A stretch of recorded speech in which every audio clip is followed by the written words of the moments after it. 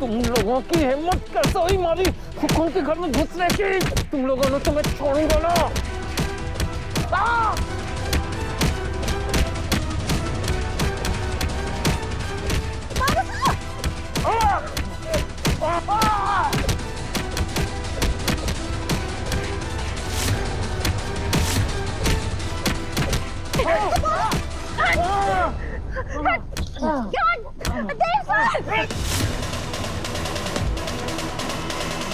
पीछे हटिए देव सर। बाबू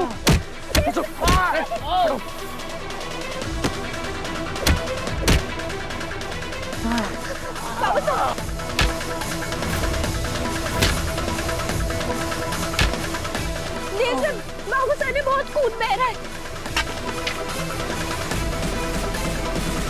काकू चलिए अंदर, चलिए चलिए। मैं ड्यूटी खत्म किए बिना बस काकू, अब मैं आपकी एक नहीं सुनूंगा। चलिए अंदर। बाबू सर चलिए। छोटे को संभालिए।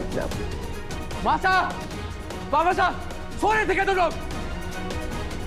मासा, हनुमान आराम से। काकू, काम न करने का और एक बहाना। काकू को बिठाओ यहाँ पे। हनुमान, ये सब कैसे हुआ देव? 3 चोर घर में घुसने की कोशिश कर रहे थे पापा साहब, तो काकू ड्यूटी पर थे। उन्होंने अपनी जान लगा दी उन्हें रोकने में।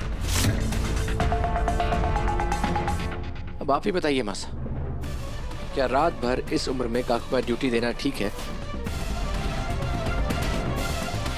और आप काकी साहब, ये आपका ही आइडिया था ना?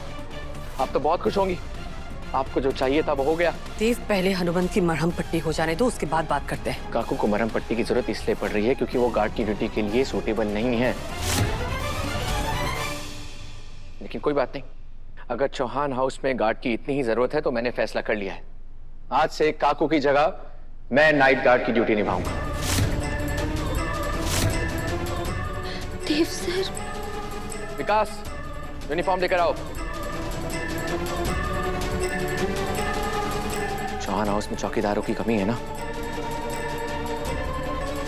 वैसे भी अब तो काकू को चोट लग गई है, ठीक होने में टाइम लगेगा, तो मैं उनकी जगह गार्ड की ड्यूटी क्यों नहीं कर सकता? मैं ड्यूटी दूंगा।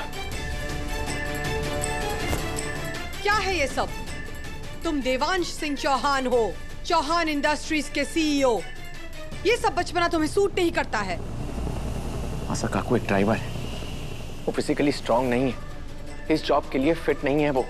फिर भी आपने उन्हें नाइट गार्ड का काम सौंप दिया। मैं तो कंपनी का सीईओ हूं, तो फिर मैं क्यों नहीं कर सकता ये सब काम?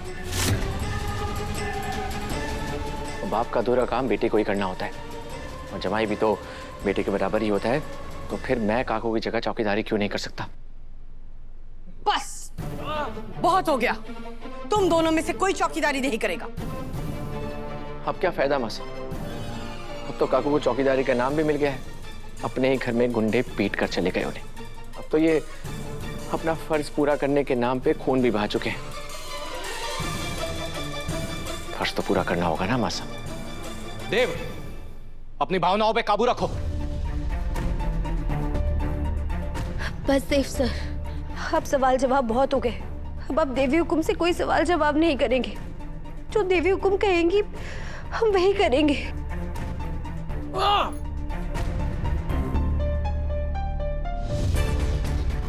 बाबू साहब,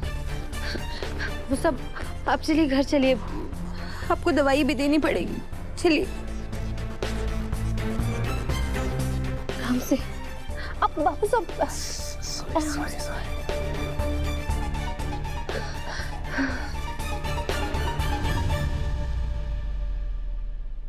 हाय मारा राम जी, कोई मारे को चुट्टी काटो। यो सच है या फिर कोई बुरा सपना? भाभी साहब, देव तो बिल्कुल बदल गए हो है। चौहान परिवार ने भूलकर सर्वेंट काटर वालों का हो गया।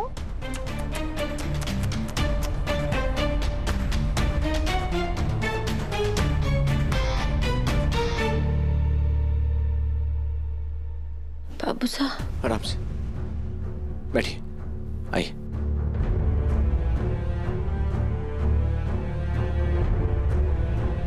बाबू साहब आराम कीजिए, मैं आपके लिए आयुर्वेदिक लेप बना कर लाती हूँ। बस मुझे बताओ क्या करना है। देव सर आप रहने दीजिए, मैं बना। प्लीज 7 देने का मौका मत छीनो मुझसे। प्लीज बताओ मुझे क्या करना है। ठीक है।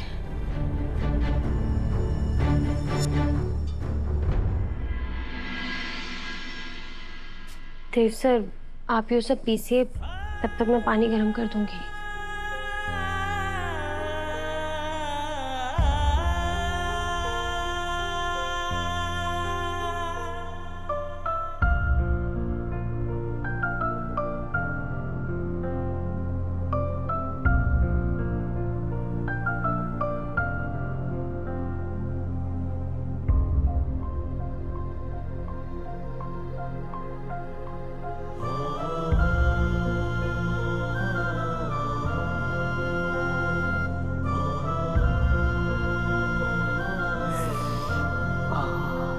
काकू हम बहुत जल्दी ठीक हो जाएंगे। हाँ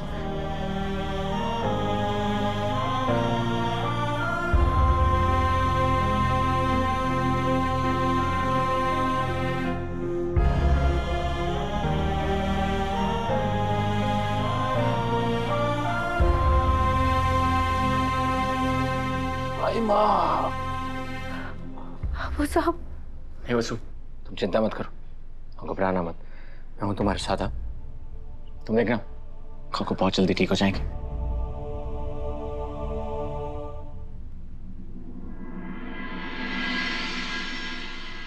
गलती हमारी ही है सा। हमने ही हनुमंत को सिक्योरिटी गार्ड का काम करने के लिए कहा। इतना कुछ हो जाएगा, हनुमंत को चोट लगेगी, हमने इसके बारे में सोचा ही नहीं।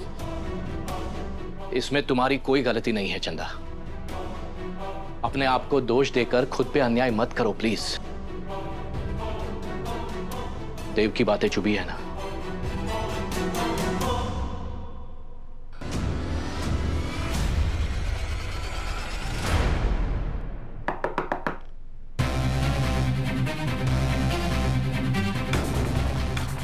माफ कीजिए भाई साहब, भाभी साहब, मैं अचानक से अंदर आ गई।